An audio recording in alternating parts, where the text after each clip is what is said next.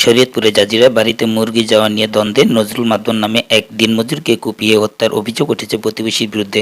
শনিবার সকালে Dhaka medical college হাসপাতালে চিকিৎসাধীন অবস্থায় তার মৃত্যু হয়। জাজিরা থানার ভারপ্রাপ্ত কর্মকর্তা ওসি আল-আমিনের তথ্য নিশ্চিত করেছেন। এর আগে শুক্রবার 15 নভেম্বর বিকেলে উপজেলার পশ্চিম আরাচন্দি এলাকায় প্রতিবেশীর সঙ্গে সংঘর্ষের সময় আহত হন নজরুল ও আরও 2 জন। পুলিশ ও স্থানীয় সূত্রে জানা যায়, পশ্চিম আরাচন্দি এলাকার নজরুল মাদবরের সঙ্গে প্রতিবেশী বোরহান মাদবরের পরিবারের পারিবারিক দ্বন্দ্ব দীর্ঘদিনের। এরই জের ধরে শুক্রবার বিকেলে 3টার দিকে নজরুল মাদবরের বাড়ির মুরগি প্রতিবেশী বোরহান মাদবরের বাড়িতে ঢুকে পড়ে। এ বিষয় নিয়ে 2 পরিবারের মধ্যে বাকবিতণ্ডা হয়।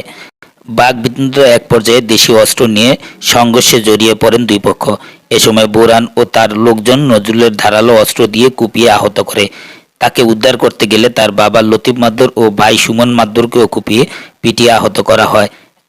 পরে স্থানীয়রা তাদেরকে উদ্ধার করে জাজিরা উপজেলা স্বাস্থ্য কমপ্লেক্সে নিয়ে গেলে কর্মরত চিকিৎসক নজরুল ও সুমনকে উন্নত চিকিৎসার জন্য ঢাকা মেডিকেল হাসপাতালে পাঠান। পরে শনিবার সকালে চিকিৎসাধীন অবস্থায় নজরুলের মৃত্যু হয়।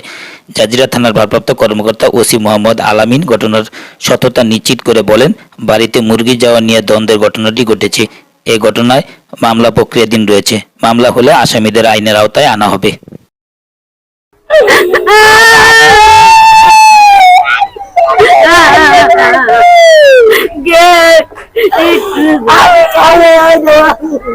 আমার দাদা একটা অন্যায় করে মারিস না, অন্যায় করে মারিস না,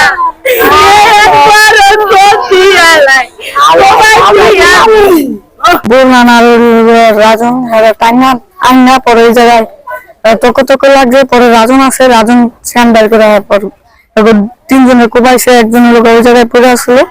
পরে লোক হেরে দেয় নাই, হেরে দেয় নাই কে পরে লোক